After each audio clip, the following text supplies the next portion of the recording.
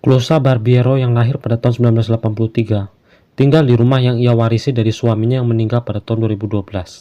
Rumah itu menjadi tempat yang penuh kenangan dan setiap sudut rumah mengingatkan Closa pada masa-masa indah bersama suaminya.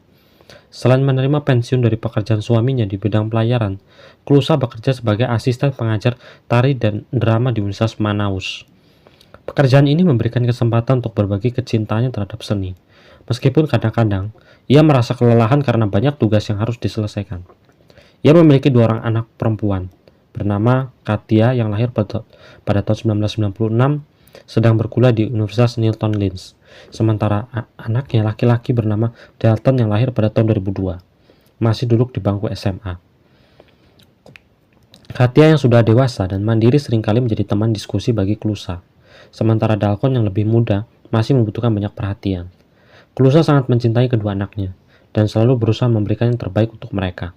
Meskipun ia harus menghadapi berbagai tantangan hidup, ia sering merasa kehidupan tentang masa depan mereka, terutama setelah suaminya meninggal. Tetapi ia selalu berusaha menjadi ibu yang kuat. Selama beberapa tahun terakhir, Closa menjalani beberapa hubungan yang singkat. Namun ia merasa enggan untuk berkomitmen lebih serius karena tanggung jawabnya terhadap anak-anaknya dan pendidikan mereka. Ia tahu bahwa anak-anaknya membutuhkan perhatian penuh, dan ia tidak ingin mengorbankan waktu mereka untuk berhubungan yang belum tentu berujung. Pada bulan Desember 2018, Katia membawa pacarnya yang bernama Igor untuk tinggal di rumah mereka sementara waktu. Closa merasa sedikit ragu karena ia tidak begitu mengenal Igor, dan kedatangan orang asing ke rumahnya membawa ketegangan tersendiri. Igor mengaku sedang menghadapi masalah dengan kontrak kosnya dan kampusnya, sehingga membutuhkan tempat tinggal sementara. Closa sempat merasa cemas, tetapi akhirnya ia memutuskan untuk mengizinkan Igor tinggal, karena Katia sangat berharap agar Igor bisa ditempatkan berada di dekatnya. Closa sempat terkejut dengan penampilan Igor dan situasinya. Namun, Katia meyakini Closa bahwa Igor hanya perlu waktu untuk menyelesaikan masalahnya. Closa merasa agak canggung karena situasinya yang baru dan tidak biasa, tetapi ia berusaha menerima dan memberikan ruang untuk Igor. Meski ada keraguan, Closa akhirnya menyetujui dan mengizinkan Igor tinggal. Namun ia meminta Igor untuk tidur di ruang tamu, bukan di kamar Dalton. Ini adalah batas yang jelas yang Closa tentukan, karena ia ingin memastikan anak-anaknya tetap merasa nyaman di rumah mereka sendiri. Pada akhir Januari 2019, ketika Katia bekerja dan Dalton sedang bersekolah, Closa memperhatikan bahwa Igor lebih sering berada di dalam rumah dan tidak banyak keluar. Igor tampaknya lebih suka menghabiskan waktu sendirian, dan ini mulai menimbulkan rasa kecurigaan bagi Closa. Suatu hari, rasa penasaran Closa membawanya untuk memeriksa kamar Igor. Ia merasa ada yang nggak beres, dan rasa ingin tahunya lebih besar daripada kekhawatirannya. Ia mendapati Igor sedang menonton sesuatu di laptopnya, dan setelah melihat lebih dekat, Closa merasa agak terkejut dengan apa yang dia lihat. Meskipun Closa tidak yakin dengan apa yang harus ia pikirkan, ia merasa bahwa situasi ini agak tidak biasa. Merasa canggung, Closa pun segera meninggalkan kamar Igor dan kembali ke ruangannya sendiri. Ia merasa sangat tidak nyaman dengan apa yang baru saja ia terlihat, dan keinginannya untuk tidak mengganggu lebih lanjut membuatnya memutuskan untuk diam. Namun ia juga merasa bahwa perlu ada pembicaraan dengan Katia tentang apa yang terjadi selama ini, meski ia tidak tahu ingin menambahkan masalah yang sudah ada.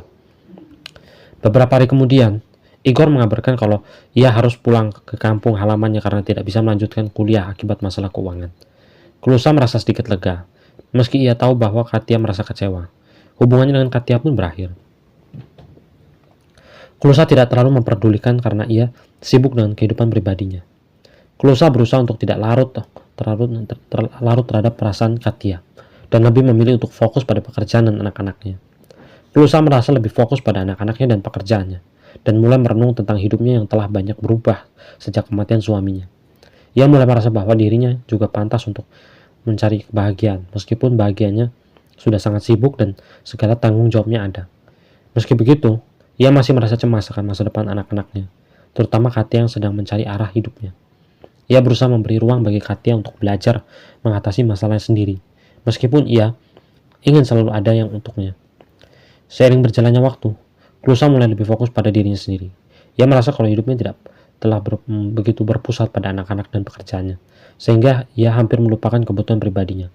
Ia mulai menjalin hubungan persahabatan dengan Josimar, seorang petugas kebersihan yang biasa membersihkan halaman rumah dekat mereka. Josimar selalu datang dengan senyum ramah tamah, dan kedekatannya membuat Klusa merasa lebih nyaman di rumah. Klusa mengundang Josimar untuk minum kopi suatu hari, dan mereka pun mulai berkenalan lebih jauh. Obrolan mereka terasa ringan dan tidak terburu-buru, memberi Klusa kesempatan untuk merasa santai. Mereka bertukar nomor telepon, meskipun Josimar berhati-hati dalam membalas pesan karena khawatir jika istrinya tahu. Klusa menghormati keputusannya, dan merasa bahwa ini adalah hubungan yang tidak menuntut apa-apa, hanya sekedar persahabatan. Klusa menghargai batasan yang diberikan oleh Josimar, tetapi ia juga merasa senang berbicara dengan seseorang yang tidak menghakimi hidupnya. Meskipun Josimar masih menjaga jarak, Klusa merasa hubungan ini mulai memberikan warna baru dalam hidupnya. Seiring waktu, mereka semakin sering bertemu, menikmati makan malam bersama, dan hubungan mereka menjadi lebih nyaman. Meski tidak ada yang berusaha untuk mengubah status mereka, Klusa merasa semakin terbuka untuk berbagi cerita dengan Josimar. Klusa, meskipun sudah berusia lebih tua, masih merasa penuh dengan semangat dan percaya diri. Ia merasa bahwa tidak ada kata terlambat untuk menemukan kebahagiaan dalam hidupnya. Ia merasa dihargai dan senang berada di sekitar orang-orang yang membuatnya merasa baik tentang dirinya. Josimar memberikan perhatian dan kebaikan yang ia rasakan sangat berharga. Namun ia juga merasa hubungan mereka sebaiknya tetap berada dalam ranah persahabatan yang sehat. Klusa sadar bahwa ia harus menjaga batasan dan tidak terlalu berharap pada lebih dari hubungan itu. Pada suatu kesempatan, Josimar mengungkapkan kalau ia sudah menikah dan memiliki anak. Namun ia menghargai persahabatan mereka dan tidak berniat untuk melanjutkan hubungan jarak jauh. Klusa terkejut mendengar hal itu, tetapi ia juga merasa lega kalau semuanya sudah jelas di antara mereka. Klusa yang mengerti situasinya tetap mendukung sebagai teman. Meski perasaan mereka lebih dari sekedar teman, Klusa tahu bahwa batasan harus dihormati demi kebaikan bersama. Mereka masih sering bertemu dan hubungan tetap bersahabat. Mereka tidak terburu-buru untuk mengubah status mereka, tetapi kedekatan mereka membuat kenyamanan yang luar biasa. Pada bulan Maret 2019, Klusa mulai semakin dekat dengan Josimar dan merasa bahwa ia bisa mempercayainya. Ia merasa bahwa persahabatan mereka telah berkembang menjadi sesuatu yang lebih berarti. Namun ia juga menyadari bahwa hidupnya perlu lebih fokus pada anak-anak dan pekerjaannya. Lalu, pada Jumat siang tanggal 12 April 2019, setelah Katia kembali dari kampusnya, ia merasa terkejut ketika menemukan ibunya sedang berada di rumah tamu bersama Josimar. Seorang pria yang selama ini dikenal sebagai teman dekat ibunya, Katia tidak menyangka bahwa hari itu akan menjadi hari yang akan mengubah hidupnya. Ternyata hubungan mereka lebih dari sekedar teman biasa. Katia merasa marah dan kecewa melihat ibunya terlibat dalam hubungan yang ia anggap gak pantas itu, apalagi terjadi di rumah mereka yang penuh kenangan bersama bapaknya yang sudah meninggal. Perasaan terkejut Katia semakin mendalam saat ia menyadari kalau ibunya telah berbuat demikian di tempat yang seharusnya menjadi saksi bisu kenangan mereka bersama bapaknya.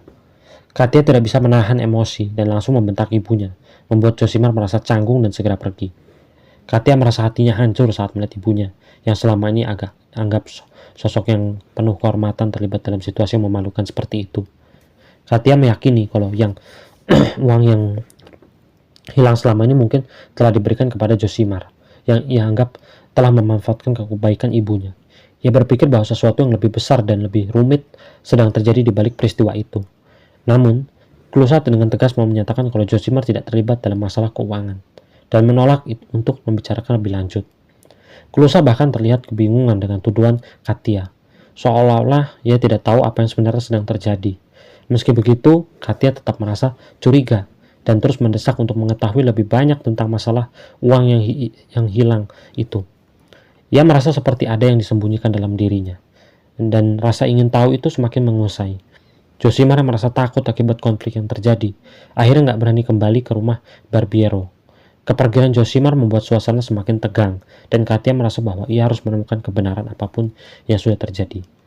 Keesokan harinya, Katia memutuskan untuk mencari tahu lebih banyak tentang Josimar. Dia merasa harus melindungi ibunya dan mencari jawabannya atas segala yang terjadi. Ia menghubungi kantor tempat Josimar bekerja dan akhirnya berhasil menemukan alamat rumahnya. Informasi yang ia dapatkan memperkuat kecurigaan, dan ia merasa bahwa ia harus segera bertindak. Lalu pada hari Sabtu, tanggal 13 April 2019, Katia mengambil keputusan untuk mendatangi rumah kos Josimar.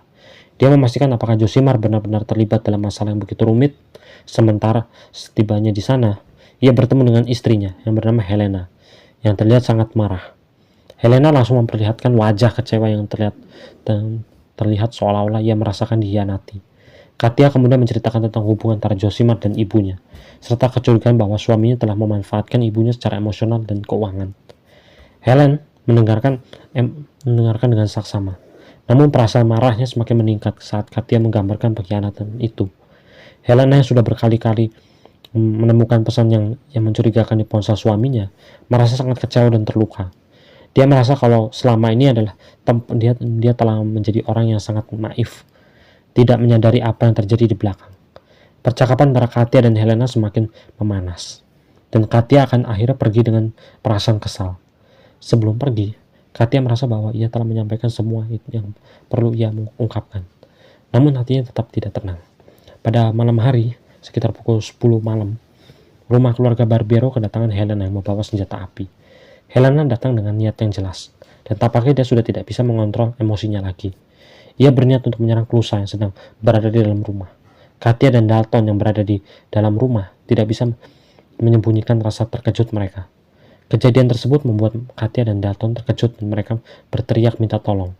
Situasi semakin tegang, dan dalam sekejap semua berubah menjadi 2 peluru mengenai dada dan punggungnya. Katia merasa bahwa dunia di sekitarnya tiba-tiba menjadi gelap, penuh ketegangan dan ketakutan. Keluarga Barbiero segera melaporkan kejadian itu kepada polisi, dan Helena pun ditangkap atas perbuatannya. Keberanian Katia untuk melaporkan insiden tersebut menunjukkan kalau ia tidak menyerah begitu saja dan dalam menghadapi kenyataan yang pahit itu. Josimar sebelum mengakui memiliki hubungan dengan Clusa merasa sangat bersalah dan menjelaskan bahwa ia tidak berniat untuk memperburuk keadaan. Ia mengungkapkan penyesalan dengan tulus, namun semua sudah terlanjur. Ia menjelaskan bahwa semua yang terjadi adalah akibat dari kesalahpahaman dan emosi yang tidak terkendali. Meskipun begitu, ia merasa bersalah. Josimar tahu bahwa ia tidak bisa mengubah apapun yang sudah terjadi. Setelah penyelidikan, pihak polisi menemukan bahwa senjata api yang digunakan oleh Helena adalah milik saudara laki-lakinya, yang sebelumnya diketahui oleh Josimar. Hal ini membuka sebuah fakta baru yang mengejutkan semua pihak yang terlibat. Helena mengungkapkan bahwa ia merasa dikhianati oleh suaminya, yang lebih memilih berhubungan dengan wanita lain daripada tetap setia pada keluarganya. Ia merasa seolah seluruh dunia menentangnya dan tidak ada yang memahami betapa sakitnya dikhianati oleh orang yang paling dia cintai. Setelah melalui proses hukum yang panjang, pada tanggal 11 November 2019, keluarga Barbiero dan keluarga Berlato sepakat untuk menyelesaikan masalah ini secara baik-baik. Penyelesaian secara kekeluargaan adalah jalan tengah yang disepakati oleh kedua belah pihak. Kasus penyerangan dengan senjata api dibatalkan dan Helena tidak jatuh hukuman penjara. Namun proses yang panjang, tekanan ini tetap meninggalkan bekas luka di hati setiap orang yang terlibat. Semua pihak sepakat untuk menyelesaikan masalah ini dengan cara damai, dengan kebaikan bersama, terutama untuk anak-anak yang masih membutuhkan perhatian orang tua. Keputusan itu dibuat dengan berat hati, namun mereka segera berharap bisa melupakan kejadian yang pahit ini dan melanjutkan hidup mereka. Setelah peristiwa tersebut, Josimar dan keluarganya memutuskan untuk pindah ke Puerto Alegre dengan tujuan menghindari perbincangan negatif dan dari masyarakat diperburuk keadaan. Keputusan untuk pindah bukanlah hal yang mudah bagi mereka, namun mereka itu adalah langkah yang terbaik. Beberapa orang merasa keputusan itu terlalu cepat, dan itulah memberi efek jerah yang cukup. Namun keluarga Barbiero dan Berlato memilih untuk menyelesaikan masalah ini dengan cara yang lebih baik, manusiawi dan penuh pengertian. Mereka tidak ingin hidup terus dalam ketegangan dan perasaan bersalah yang menghantui mereka. Pada akhirnya, kejadian ini mengajarkan pentingnya komunikasi yang baik dan pengertian dalam keluarga. Katia sadar kalau kesalahpahaman yang terjadi tidak hanya merusak hubungan antara ibunya dan dirinya, tetapi juga menghancurkan banyak hal yang telah dibangun selama ini. Terkadang, masalah kecil bisa berkembang menjadi masalah besar jika tidak dikelola dengan bijak. Penting untuk selalu menjaga komunikasi yang baik, terutama ketika perasaan dan emosi sudah mulai menguasai.